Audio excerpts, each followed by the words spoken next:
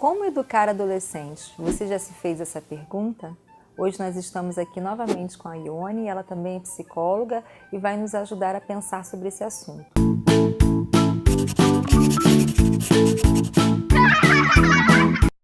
Ione, essa é uma pergunta que todo mundo que está chegando nessa fase, ou quando você se vê mãe, se vê pai, você acaba se fazendo em algum momento. E aí, Ione? Como educar adolescentes, como educar meu filho adolescente. O que eu gostaria de falar primeiro é que você tem que estar aberto a se educar.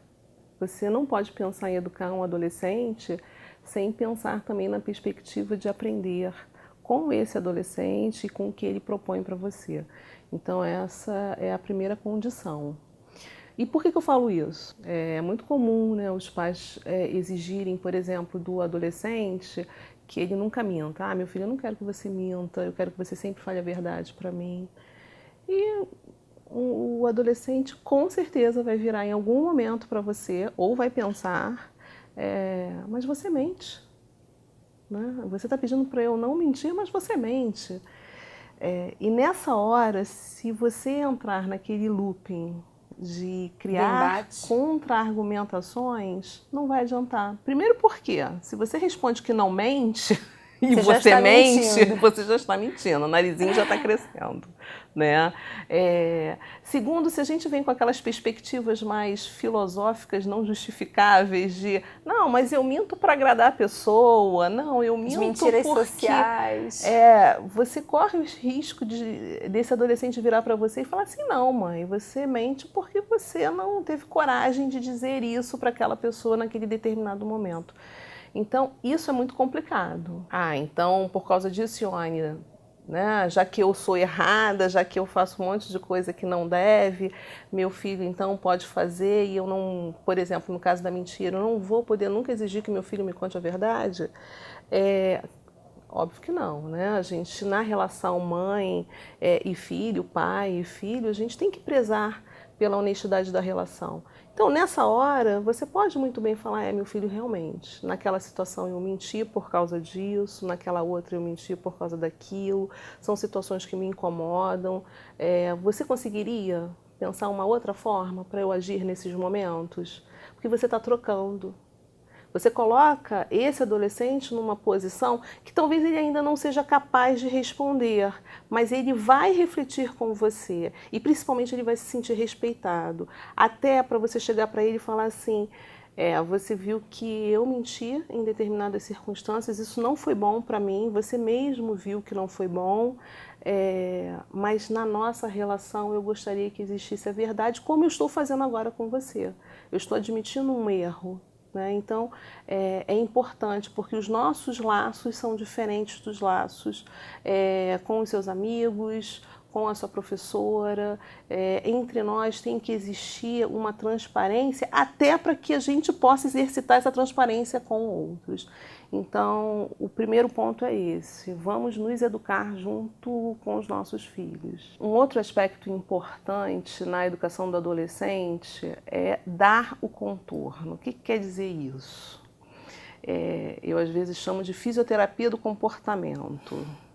Sabe quando a gente se acidenta, que fica na cama? Se a gente ficar muito tempo na cama, a gente vai perdendo alguns movimentos, então a gente precisa de um fisioterapeuta para nos ajudar nessa retomada do movimento. E assim é com o adolescente também. Se, por exemplo, é um jovem que vive grudado no celular e você já viu que isso está atrapalhando a vida dele, porque ele pode fazer uso do celular e não necessariamente isso atrapalhar. Mas se está atrapalhando e está sendo feito por muito tempo, vamos usar essa ideia da fisioterapia do acompanhamento, de dar o contorno. Você não pode ficar só no blá blá blá. Para de usar esse celular, isso te atrapalha, isso é ruim para você, você não me escuta, a gente já não conversa, é muito blá blá blá.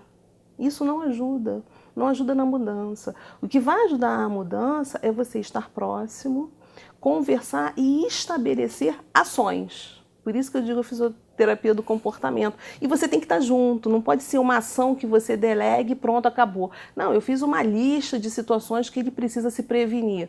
Não, não é isso, é você estar junto. Então, cooperativamente falar, olha, está sendo difícil para você largar esse celular. Então vamos fazer o seguinte, às 19 horas, quando eu chegar, né, do trabalho na nossa casa, vamos ter um momento nosso onde você deixa esse celular de lado, então você está junto, você está alimentando essa relação, esse celular ficou de lado, você já está ajudando de uma maneira mais cooperativa, como se fosse um fisioterapeuta mesmo, sim, né? Então, essa é a ideia, dar contorno com limites claros, mas sempre próximo, sempre junto e sem blá blá blá, por favor. Outro aspecto importante também é pararmos com esse discurso negativo.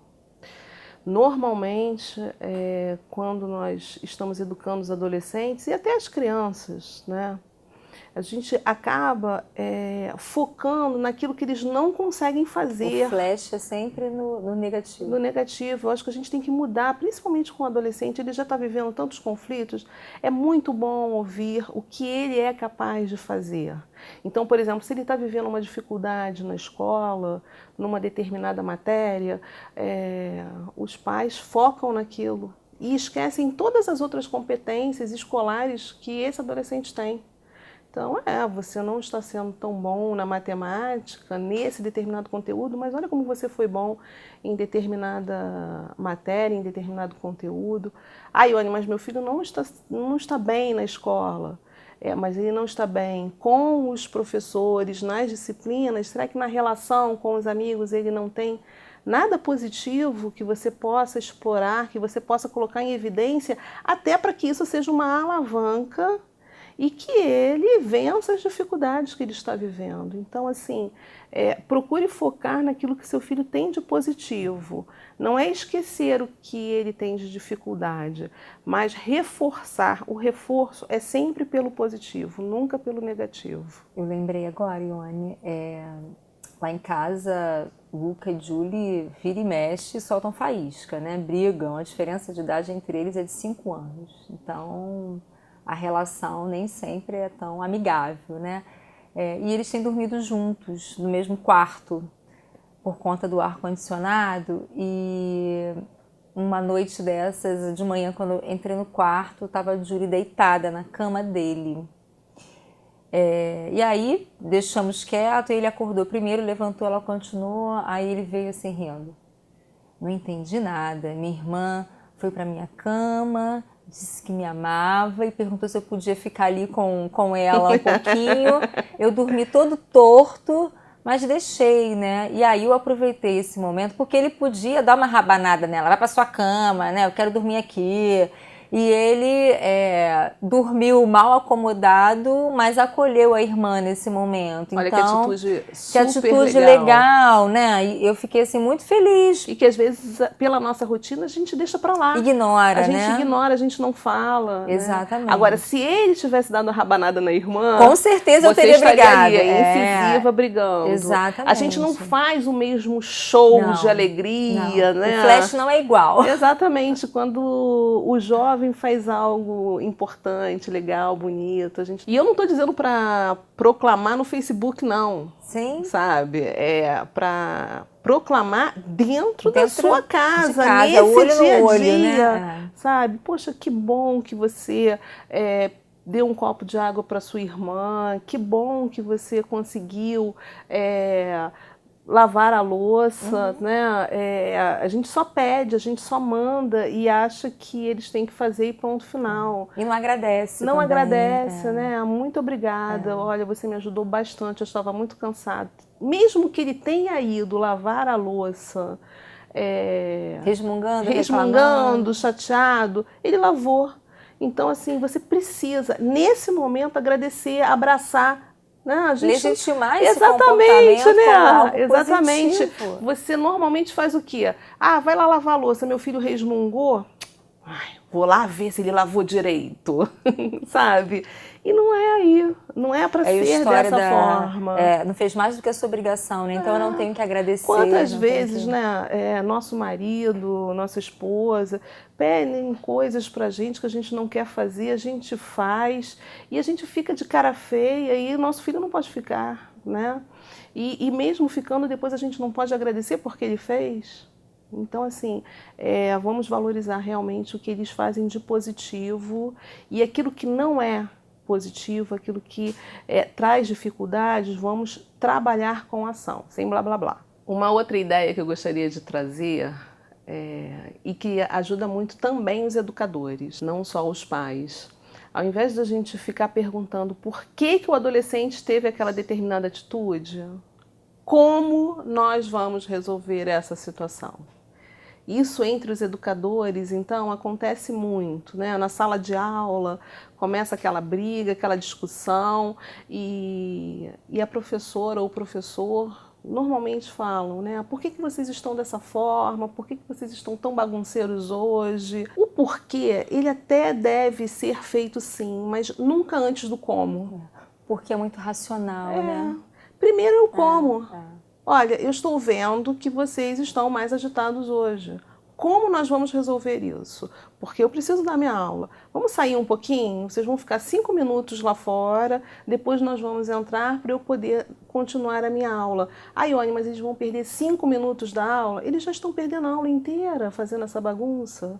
Vão ganhar em qualidade. Exatamente. Então, assim, nunca faça o porquê antes do como. O como tem que sempre vir em primeiro lugar. Você está com seu filho de férias em casa e a casa está uma bagunça generalizada. Por que você está fazendo essa bagunça na casa? Não. Como nós vamos resolver organizar essa bagunça? Né? Essa bagunça vai existir porque você está passando mais tempo em casa, mas eu acho que dá para a gente amenizar pelo menos a situação. Porque o como traz dados de realidade. E o como leva a reflexão, né? Exatamente. E traz um dado de realidade importante, né? Você também não pode esperar que ele vai manter aquela casa totalmente organizada. Como também esse professor, depois desses 5 minutos de intervalo, além que ele deu, a turma vai voltar totalmente silenciosa. Mas houve uma valorização, houve um respeito, houve uma reflexão, como você falou. Então, é privilegiar o como, sempre. E por último, eu quero dizer o seguinte: a criança, a gente realmente precisa educar pelo exemplo. Porque quando ela está vendo os nossos movimentos, nos observando, ela cria um espelhamento para a vida dela. E ela ainda não tem um grau de intelectualidade, de amadurecimento para fazer tantas reflexões assim sobre a vida. Então, você exigir dela algo e não corresponder a essa atitude é muito ruim. Agora, com o adolescente não dá para ser assim. Primeiro porque nós não somos perfeitos, não somos e estamos no caminho, mas não somos. É muito mais válido, eu falo muito para os pais isso. Ao invés de você se preocupar em dar o exemplo, eu acho que agora você tem que se preocupar em dar o seu testemunho. Então, muito mais do que falar que não mente ou ficar se policiando, é dar o seu testemunho de que, olha, mentir não foi bom para mim, isso foi algo muito ruim na minha vida. Meu filho, eu não quero que você fume, né? Mas você pode contar sua experiência, ele já tem um grau de maturidade para entender, olha, eu não quero que você fume, e na sua idade, meus colegas fumavam e nessa hora eu fazia isso e aquilo para não fumar. Ou falar a verdade, olha, eu cheguei a fumar, fumei por um tempo, não foi bom. Isso foi muito ruim para mim. Então, assim, valorizar o seu testemunho, né? O seu testemunho de vida. Eu acho que isso aproxima, Ione, e tira o pai e a mãe de um patamar que muitas vezes é inalcançável. É inalcançável. Meu pai e minha mãe são aquele exemplo, aquela pessoa que não erram nunca, que fazem tudo certo, né? Que fizeram sempre as escolhas acertadas. Isso não é verdade, mas a imagem que o pai e a mãe, por conta de ter que ser o exemplo, passam o tempo inteiro, desde pequenininho, E aí chega na adolescência, é difícil isso, né? É muito difícil. Então, assim, o mau exemplo pode educar? Pode educar. Se você tiver o olhar de educador para o seu filho, o mau exemplo pode educar, sim. Ótimo esse bate-papo, não é? Se você gostou, curte o nosso vídeo, compartilhe com seus amigos, se inscreva no nosso canal e acompanhe Estúdio da Criança nas redes sociais.